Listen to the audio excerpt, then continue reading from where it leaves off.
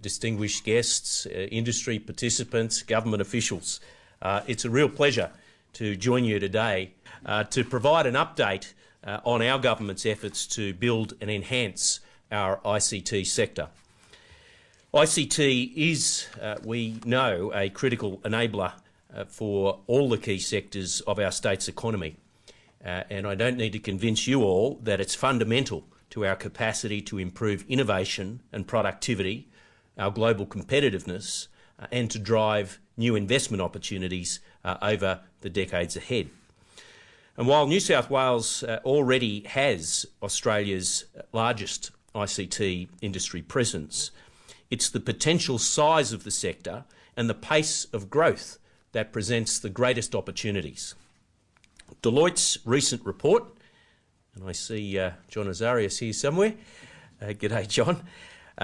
The report Digital Disruption, Short Fuse, Big Bang forecasts that 1/3 of Australia's economy will be subject to significant digital disruption in the near future.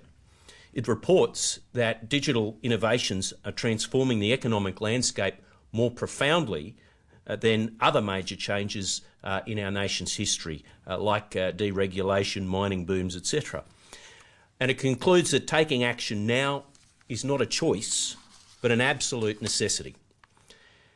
We believe that New South Wales is well placed to not only react and adapt to this rapidly changing environment, but to be leaders in driving new technology and applying it across our industries. Just last month, we heard news of the latest New South Wales breakthrough in the race to develop the world's first quantum computer, with engineers from the University of New South Wales demonstrating the use of a single atom to create a quantum bit, or qubit, the basic unit of data required for a quantum computer. If developed, quantum computers will be able to perform calculations billions of times faster than today's computers. ICT developments such as these are changing and blurring established boundaries for the private and public sector, with social media, apps, the cloud and other technologies turning traditional business models upside down. But with the challenges of our growing digitally driven economy come opportunities. At a time when the state is facing significant financial challenges, we need to find smarter ways to deliver and improve government services. And our ability to harness ICT will be absolutely crucial in meeting this challenge. The government's ICT strategy provides a framework for transforming the delivery of government services. And my colleague, Minister Pearce, will update you shortly on progress in implementing the strategy, including key achievements and milestones. But for the next few minutes, I'd like to talk to you about how the New South Wales Government is making real efforts to develop a long-term vision for the industry and promote New South Wales' digital sector on the world stage. As many of you would be aware, my department, New South Wales Trade and Investment, has been working with an industry-led task force to deliver an important government commitment, and that is a 10-year digital economy action plan that will outline a vision and strategy for the sector over the coming decade. And when finished, this plan will outline actions for both industry as well as government to encourage industry growth, development and innovation. The final task force report will be considered by government this month, with our response to be delivered next month. And without preempting the government's response, we've already begun identifying where we can take action now and where we need to focus our resources in the short to medium term.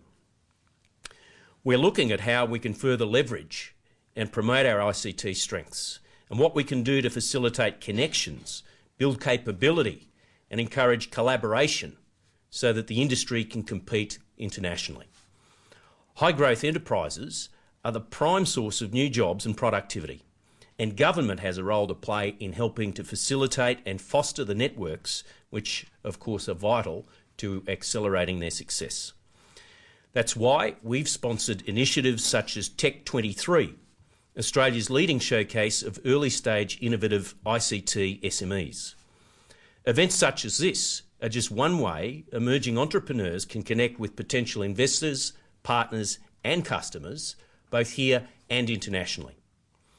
The government also has a role to play when it comes to capability building and working with industry to develop the skills we need now and into the future.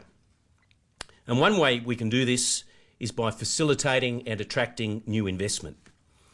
In addition to the obvious benefits of job creation, new investment helps to build critical mass in terms of ICT infrastructure and skills.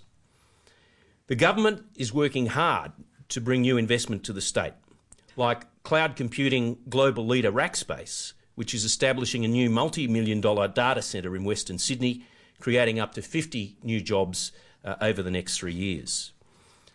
We also recognise that investment in ICT infrastructure needs to extend beyond Sydney, so that communities and businesses in regional New South Wales have access to the same information and services as those in the metropolitan areas.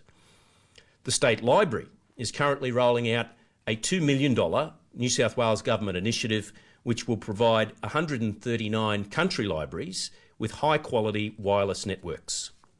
This initiative will not only strengthen public libraries' position as centres of knowledge, it will also give startups and small companies the opportunity to access free, fast and reliable internet in areas where there was previously no comparable service.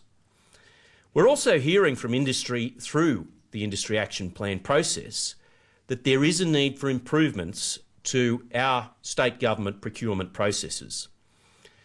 We as a government spend around $2 billion every year on ICT, so it's incredibly important that all businesses, including SMEs, have equitable access to government procurement opportunities.